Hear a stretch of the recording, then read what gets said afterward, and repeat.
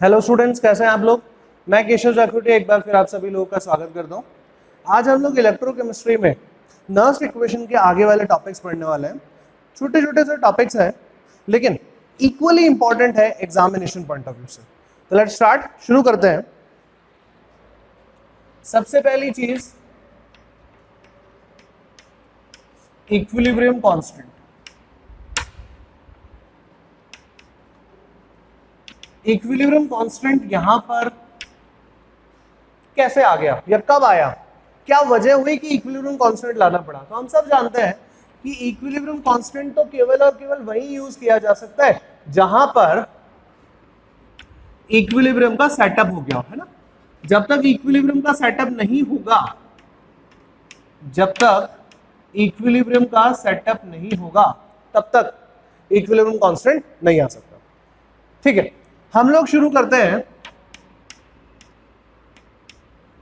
Daniel cell से। और हम सब जानते हैं कि डेनियल सेल जिंक और कॉपर से होता है, कंसंट्रेशन होती है 1 capital M, right.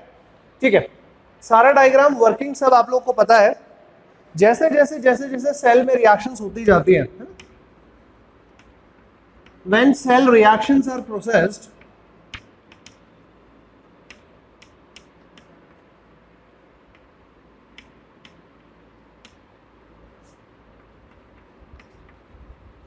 concentration of metal ion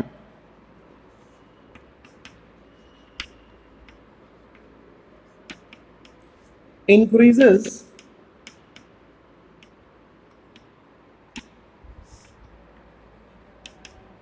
at anodic cell and concentration of metal ions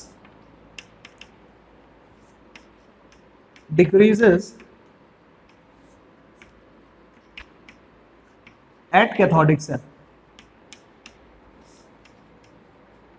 I hope आप लोग को जब मैंने सॉल्ट ब्रिज के बारे में बताया था तो वहां पर यह समझाया था कि एक पोटेंशियल बैरियर क्रिएट हो जाता है जिसकी वजह से सेल काम करना बंद कर देता है, सेल रुक जाता है। तो सेल रुक जाता है, वही स्टोरी है। सेल रुकने के लिए क्या क्या कंडीशंस होती है आप लोग सब जानते हैं कि जिस साइड पे आपने जिंक लगाया है यहां पर आपको किसकी कंसेंट्रेशन बढ़ जाती है, Zn+2 आयन की। That means what, metal ion ही तो है ये। तो concentration of metal ion increases at anodic cell and at cathodic side जहां पे CuSO4 का सोल्यूशन है, यहां पर किसकी कंसेंट्रेशन कम हो जाती है, तो Cu+2 की कंसेंट्रेशन कम हो जाती है, SO4-2 की कंसेंट्रेशन बढ़ जाती है। And due to this potential barrier increases. And potential barrier जब शुरू हो जाता है, पोटेंशियल बैरियर जब बनने लगता है तो ये क्या करता है, सेल काम करना बंद कर देता है। सेल काम करना बंद कर देता है, इसको केमिस्ट्री की टर्म्स में बोला जाता है, देखिए, due to this cell potential of two half cells, दोनों हाफ सेल्स जो है उनका सेल पोटेंशियल जो होता है या उनका इलेक्ट्रोड पोटेंशियल जो होता है become equal to each other. अब जब ये दोनों एक दूसरे के बराबर हो जाएंगे तो ना इलेक्ट्रॉन मूव करेगा, ना करंट मूव करेगा, ना कोई आयंस मूव करेंगे, राइट। और इससे होगा क्या, सो सेल स्टॉप्स वर्किंग। सेल ने तो अपना काम करना बंद कर दिया। तो क्या सिर्फ हमेशा और हमेशा, क्या ये सारा केस 1 कैपिटल एम कंसेंट्रेशन पे होगा, क्या सिर्फ डेनियल सेल पे ऐसा होगा, नहीं। वोल्टिक सेल पे भी ऐसा हो सकता है, गैल्वेनिक सेल में भी ऐसा हो सकता है। मतलब आप अलग अलग कॉम्बिनेशन किसी का भी बना लीजिए, जिंक कॉपर, कोई भी 2 मेटल्स ले लीजिए, कोई भी कंसेंट्रेशंस ले लीजिए, हमेशा ऐसा होगा यदि सॉल्ट ब्रिज लगाया हुआ नहीं होगा तो, राइट। तभी दोनों हाफ सेल्स के पोटेंशियल्स जो है, इलेक्ट्रोड पोटेंशियल जो है वो इक्वल हो जाएंगे and due to this cell क्या होगा, काम करना बंद कर देगा, राइट। अब मेरी बात समझिए, यहां पर एक्चुअल में सेल के पास पोटेंशियल तो है, बट पोटेंशियल बैरियर की वजह से सेल ने काम करना बंद कर दिया। मतलब एक ऐसी स्टेज डेवलप हो गई है जहां पर इक्विलिब्रियम का सेटअप हो गया है। तो दैट मींस अब हम बोल सकते हैं क्या, so there is a setup of, so there is a setup of equilibrium.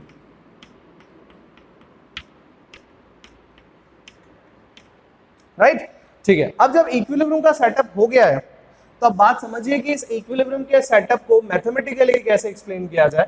ये देखिए, हम लोग जो डिस्कशन कर रहे हैं वो फिलहाल इक्विलिब्रियम कांस्टेंट्स के टर्म्स में कर रहे हैं और डैनियल सेल को पिक्चर में रखते हैं। Zinc solid Zn+2 aqueous, Cu+2 aqueous converts into copper solid, right? So अगर अब आपको बोला जाए कि यहां पर Kc कैलकुलेट कर लीजिए, तो Kc आप लोग कैसे कर देंगे, प्रोडक्ट्स की कंसंट्रेशन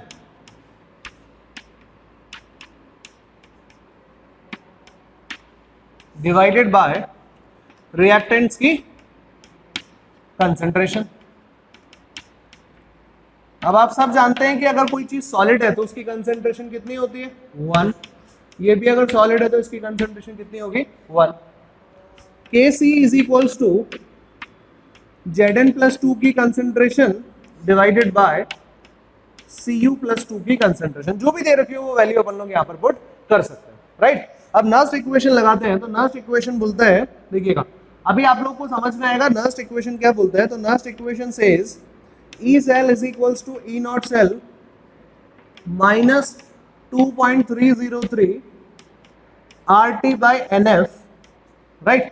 यहां पे हो जाएगा log प्रोडक्ट्स की कंसंट्रेशन डिवाइडेड बाय रिएक्टेंट्स की कंसंट्रेशन, राइट। और यही चीज तो ऊपर भी तो कैलकुलेट किया हुआ है, प्रोडक्ट्स की कंसंट्रेशन डिवाइडेड बाय रिएक्टेंट्स की कंसंट्रेशन। लेकिन ये वो कंसंट्रेशन है जब इक्विलिब्रियम का सेटअप हो चुका है, राइट। तो उस समय पर आप देखिए इसको किस तरह से अपन लोग अंडरस्टैंड कर सकते हैं। बड़ा ही आसान काम है, लेकिन हमें कैसे पता चला कि इक्विलिब्रियम मिल गया, हमें कैसे पता कि कौन सी कंसंट्रेशन को इक्विलिब्रियम की कंसंट्रेशन बोलना है। हम तो तभी बता सकते हैं जब हमारे पास सेल पोटेंशियल का वैल्यू कैसा आ जाए, सेल पोटेंशियल का वैल्यू आ जाए 0। क्योंकि सेल पे कोई रीडिंग ही ना आए, मतलब वोल्टमीटर पे कोई रीडिंग ही ना आए, ऐसा हो जाए जब सेल का वैल्यू हो जाए 0, मतलब इक्विलिब्रियम का सेटअप हो गया। इस टाइम पे जो कंसंट्रेशन होगी, that concentration, that calculation of concentration will be considered for calculation of equilibrium constant, right. तो अब देखिए यहां पर E cell is equals to 0 at equilibrium. So देखिए क्या होगा, 0 is equals to E not cell minus 2.303 RT over NF। यहां पे हम लोग लिख सकते हैं log Kc, राइट। मतलब इस पूरी की जगह पर हम लोग क्या लिखेंगे, Kc लिख सकते हैं। और Kc क्या है वो मैं आप लोग को ऑलरेडी पहले समझा चुका हूं। तो इसको ऐसा लिखा जा सकता है क्या, E not cell is equals to 2.303 RT over NF log Kc, right? ये बहुत इंपॉर्टेंट फॉर्मूला है। You can say this is a relationship between equilibrium constant and E not cell और सेल पोटेंशियल। सेल पोटेंशियल का value आपके पास है, you know how many electrons have been exchanged during the redox reaction, कौन सा temperature है, ये सारी वैल्यूज आपके पास है। तो आप बता सकते हो कि अगर E नॉट सेल का वैल्यू आपको पता हो तो उस पर्टिकुलर सेल के लिए Kc का वैल्यू क्या आएगा, राइट। इसी को एक दूसरे फॉर्म में भी रिप्रेजेंट किया जाता है, जिसे अपन लोग बोलते हैं NF E not cell is equals to 2.303 RT log Kc, right. दोनों तरीके से इसको यूज किया जा सकता है। ये टर्म अभी अपन आगे आगे पढ़ेंगे कि इस टर्म का मतलब क्या होता है, तो ये टर्म भी अपन लोग को याद रहनी चाहिए। ये सेम फॉर्मूला है देखो, तो इसके बारे में अपन को पता होना चाहिए, राइट। ठीक है, तो अब देखिए इसमें बेस कुछ क्वेश्चंस करते हैं ताकि अपन को कॉन्सेप्ट समझ में आए कि ये पूरा काम अपन लोगों ने क्या किया है। देखिए, तो याद रखिएगा इक्विलिब्रियम कांस्टेंट केवल और केवल तब कैलकुलेट किया जाना है जब हमारे पास सेल पोटेंशियल का वैल्यू 0 आ जाए, राइट। आप लोगों को इक्विलिब्रियम कंसंट्रेशंस कैसे मिलेंगी ये बहुत मुश्किल है, इसीलिए हम लोग डायरेक्टली एक रिलेशनशिप बना देते हैं ई नॉट सेल और केसी के बीच में, राइट। अब देखिए अगला क्वेश्चन करते हैं ताकि अपना कॉन्सेप्ट और अच्छे से क्लियर हो जाए। देखिए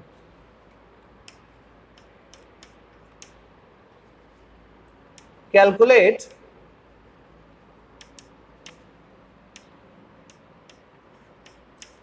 equilibrium constant for the cell reaction. जो भी ये सेल रिएक्शन हो रही है, इस सेल रिएक्शन के लिए आप कैलकुलेट कीजिए equilibrium constant 4Br minus plus O2 plus 4H plus converts into 2Br2 plus 2H2O, और इसके लिए आपको गिवन है E not cell is equals to 0.16 volts, 0.16 volts. अब देखिए आप लोग को कैलकुलेट करना है इक्विलिब्रियम कांस्टेंट, मींस केसी की कैलकुलेशन करनी है। तो देखिए आप लोग एक फॉर्मूला पढ़ के आए हैं, NF E not cell is equals to 2.303 RT log KC। आपको कोई डेटा तो गिवन ही नहीं है। जब कोई डेटा गिवन नहीं हो तो आप लोग हमेशा देखो other than E not cell, आपको कोई और डेटा तो गिवन ही नहीं है। तो इसका मतलब पहले तो आप मुझे बताओ कि इस इक्वेशन में n का वैल्यू कितना है, पॉइंट नंबर 1। दूसरी बात आप ये बताओ यहाँ पे टेम्परेचर कितना है। तो याद रखना जब कोई टेम्परेचर गिवन नहीं होता है तो अपन 298 केल्विन मान लेते हैं। फैराडे की वैल्यू यहाँ पर होनी चाहिए 96500 कूलम्स। आर का वैल्यू हम लोग ऑलरेडी पहले से जानते हैं, दैट इज 8.314 जूल पर केल्विन पर मोल। जब आप ये सब वैल्यूज यहाँ पे पुट करोगे देन यू फाइंड दैट ये फॉर्मूला बन जाएगा E not cell is equals to 0.05916 divided by n। You will find that 2.303 RT और NF को इधर लेके चले जाएं, NF को अगर पूरा इधर डिवाइड कर दें तो n तो इधर रह जाएगा और यहाँ पे आ जाएगा हमारे पास में log KC। नाउ देखो अब ये जो फॉर्मूला बना है this actually gives us the clarity कि हाँ ये फॉर्मूला मुझे यहाँ पर यूज करना है, क्योंकि इस इक्वेशन से मुझे एक ज्यादा से ज्यादा क्या मालूम हो सकता है, n की वैल्यू पता चल सकती है और ई नॉट सेल मुझे क्वेश्चन के अंदर में पहले से गिवन है। तो आप देखिए अगर आप लोग सिंसियरली एफर्ट करेंगे यू फाइंड दैट ब्रोमीन पे -1 चार्ज है and during the reaction it has converted into 0। मतलब पहले ब्रोमीन ने एक इलेक्ट्रॉन एक्सेप्ट किया हुआ था, अब ब्रोमीन ने एक भी इलेक्ट्रॉन एक्सेप्ट किया हुआ नहीं है, मतलब इलेक्ट्रॉन डोनेट कर दिया। तो during this reaction what has happened, oxidation हुआ। कितने इलेक्ट्रॉन्स का, तो एक ब्रोमीन के पास एक इलेक्ट्रॉन था तो 4 ब्रोमीन हो गए, तो यहाँ पे 4 इलेक्ट्रॉन डोनेट हो गए, तो किसी ने 4 इलेक्ट्रॉन एक्सेप्ट भी किए होंगे। ऑक्सीजन की बात करते हैं, initially it has 0 oxidation state, लेकिन अगर आप जब इधर बात करते हो तो now oxygen is representing -2 oxidation state. एक ऑक्सीजन -2 तो 2 ऑक्सीजन -4, मतलब 4 इलेक्ट्रॉन एक्सेप्ट हो गए। तो originally how many electrons have been exchanged, 4 electrons have been exchanged, तो यहां पर आ जाएगा 4। n का वैल्यू कितना हो गया 4, राइट। ठीक है, तो यहां तक की बात समझ में आ गई। तो बस अब अपन को यहां पर क्या करना है, वैल्यूज पुट करनी है और we find that 0.16 is equals to 0.059 divided by 4 log Kc। देखिए log Kc का जो वैल्यू है वो क्या आएगा, 0.16 into 4 divided by 0.059। ठीक है, अब आप देखो यहाँ पे हो गया log Kc। नियरली अपन इसको सॉल्व कर लेते हैं तो यू फाइंड दैट कि नियरली, या छोड़ो इसको, इस तरह से सॉल्व करने के बजाय एक सिंपल वे में सॉल्व कर लेते हैं इसको।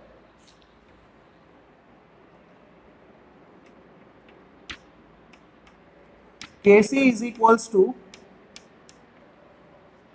anti-log of this particular value, 0.16 into 4 divided by 0.059, nearly ये वैल्यू आ जाएगी 10.8 के आसपास। तो ये जो डेटा होगा ये आ जाएगा 1.6 इंटू 10⁻⁻11। नियरली डेटा लिखा है, एंटी लॉग को अपन सॉल्व कर लेंगे, वी विल फाइंड दैट। ये हम लोग अपना आंसर यहाँ पर फाइंड आउट कर लेंगे। और बेसिकली चलो इसको हटा देते हैं हम लोग, ठीक है। आपके पास जो भी एंटी लॉग का वैल्यू दे रखा हो वो वैल्यू आप लोग इसका आंसर लिख दीजिए। Concept is how to utilise this particular formula, और this particular formula, this is important. कब लगाना है, क्या करना है, कौन से केसेस बनेंगे, that we need to take care of this, right. तो देखिए फर्स्ट टॉपिक अभी अपन ने कंप्लीट किया, and that is nothing but setup of equilibrium, how we are going to calculate the equilibrium constant. Second topic discuss करते हैं। Second topic is concentration cell.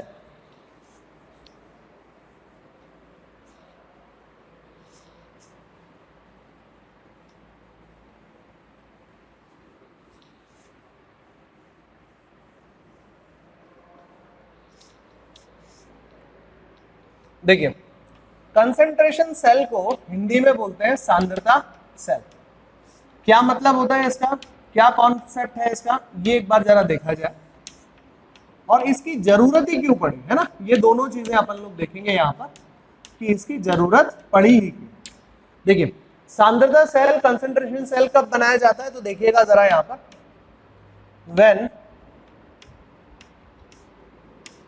Same metals are dipped into same aqueous solution with the different concentrations,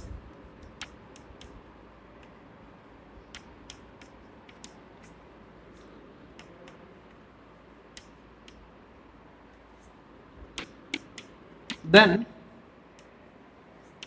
it forms concentration cell। Concentration cell कब बनेगा, concentration cell केवल और केवल तभी बनेगा जब सेम मेटल डिप किया जाएगा। अब जरा समझिए यहां पर सेम मेटल डिप किया जाएगा, इसका क्या फंडा है। इसका फंडा बड़ा ही सिंपल सा है, देखो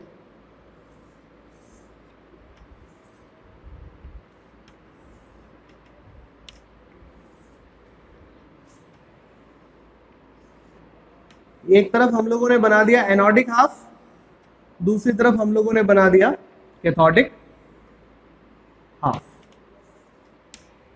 राइट। अब देखिए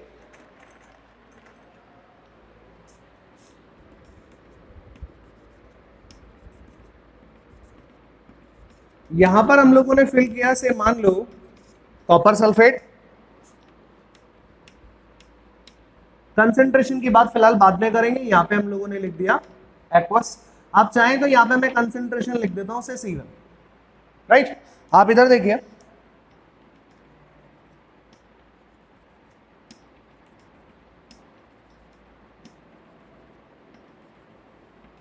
यहां पर भी हमने फिल कर दिया कॉपर सल्फेट एक्वस सॉल्यूशन, और इस केस में इसकी कंसंट्रेशन होनी चाहिए C2।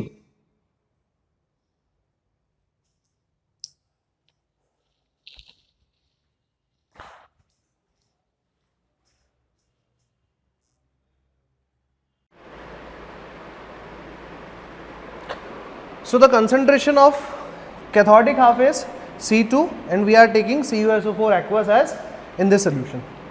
Now this rod is of copper and this is also the copper rod. So both are the copper rods, and out of that we are making a electrochemical cell. Now we are not fixing any battery over there, we are just fixing ammeter. In parallel combination we are putting voltmeter and we are just making this particular cell. So now copper is there, solution is same, so this kind of cell is known as concentration cell. What is so special in that? इसमें ऐसा special क्या है भाई जिसकी वजह से इस cell को हम लोग डिस्कस कर रहे हैं? तो देखो स्पेशल ये है इस पर्टिकुलर सेल के लिए अगर आप ई नॉट सेल कैलकुलेट करेंगे तो ई नॉट सेल क्या होता है, E naught cathode minus E naught anode, यही तो होगा। और दोनों ही केस में आप लोगों को क्या मिलने वाला है, कॉपर के लिए SRP of copper, SRP of copper, यही तो मिलने वाला है। तो this will give us the value 0। तो ई नॉट सेल का वैल्यू 0 किसके लिए होता है, ई नॉट सेल का वैल्यू 0 होता है कंसंट्रेशन सेल के, राइट। तो देखिए अब ऐसे सेल की जरूरत क्यों पड़ती है, तो ऐसे सेल की जरूरत इसलिए पड़ती है,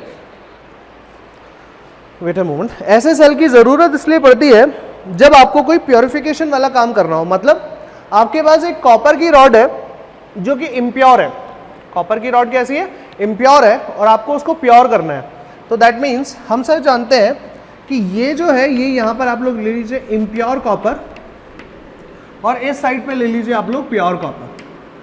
क्यों, ऐसा क्यों, क्योंकि देखो ये कौन सा सेल है, ये पार्ट है एनोड, और एनोड पे कौन सा मेटल रहता है जो मोर रिएक्टिव होता है, और इम्प्योर कॉपर जो होता है वो कैसा होता है, मोर रिएक्टिव होता है। मोर रिएक्टिव होने का मतलब this copper will lose electrons and electrons will be coming towards the external circuit.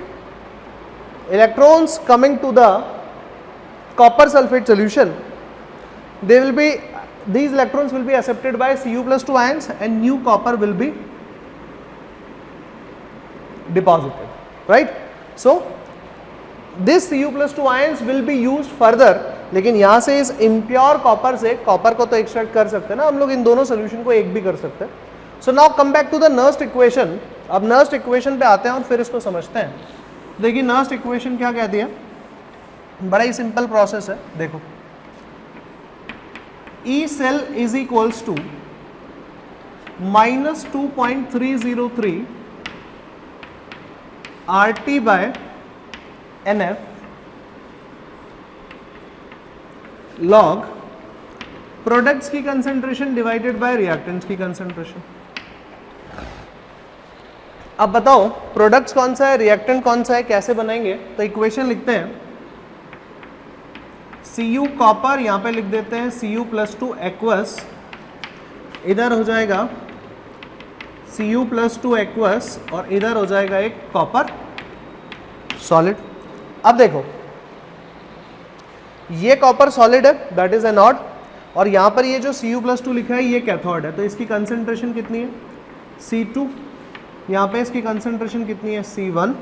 तो अब देखोगे प्रोडक्ट्स की कंसेंट्रेशन डिवाइडेड बाय रिएक्टेंट्स की कंसेंट्रेशन, तो प्रोडक्ट की कंसेंट्रेशन इज C1, रिएक्टेंट की concentration is C2। So now what we are suppose to do is, हम इसको अब कैसे कंप्लीट करने वाले हैं। देखो अगर आप देखोगे तो ई सेल का वैल्यू के बाहर यहाँ पे लिखा हुआ है नेगेटिव, साइन कैसा है, नेगेटिव है। तो आप देखिए यहाँ पर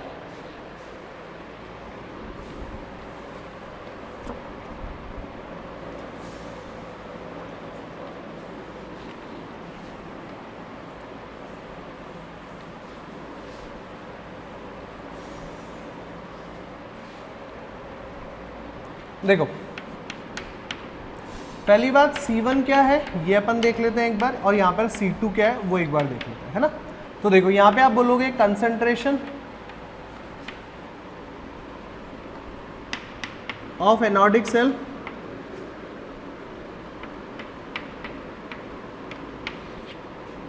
यहाँ पे आप बोलोगे कंसंट्रेशन ऑफ कैथोडिक सेल। लेकिन अगर ई सेल का वैल्यू आपको कैसा चाहिए, पॉजिटिव चाहिए, तो आप लोगों को यहाँ पर C2 का वैल्यू ज़्यादा होना चाहिए, C1 का वैल्यू कम होना चाहिए। Then this will give us the negative value, negative negative positive, तभी तो मिलेगा। तो याद रखना है C1 का वैल्यू स्मॉलर होना चाहिए, C2 का वैल्यू बिगर होना चाहिए। तो देखिए वापस से रिपीट करते हैं, कंसंट्रेशन सेल एक ऐसा सेल है जिसके लिए ई नॉट सेल का वैल्यू 0 होता है। कंसंट्रेशन सेल कब बनाया जा सकता है, जब दो सेम मेटल सेम सोल्यूशन वाले, सेम सोल्यूशन कैसे हो सकता है, डिफरेंट कंसंट्रेशन वाले होंगे। अगर डिफरेंट कंसंट्रेशन वाले हैं तो ही कंसंट्रेशन सेल बनेगा, नहीं तो नहीं बनाया जा सकता, राइट। सेकंड पॉइंट, कि इसकी जरूरत क्यों पड़ती है? इसकी जरूरत पड़ती है जब हम मेटल का प्योरिफिकेशन करते हैं, तब हम लोग को इसकी जरूरत पड़ती है। और याद रखना है कि किस सेल की कंसंट्रेशन ज्यादा होनी चाहिए, तभी ई सेल पॉजिटिव आएगा, otherwise this is not a spontaneous reaction. ऐसा करना है तो इसका मतलब ये कौन सी रिएक्शन होगी? ये रिएक्शन होगी स्पॉन्टेनियस, ये खुद से हो जाएगा। ऐसा यहाँ पर जो प्योरिफिकेशन होगा वो खुद से हो जाएगा। लेकिन अगर C1 की कंसंट्रेशन ज्यादा हो गई तो हम लोग को बाहर से बैटरी लगानी पड़ेगी प्योरिफिकेशन करने के लिए, राइट। आई होप आपको ये बात समझ में आई होगी बच्चों। That's all for this lecture. Thank you very much.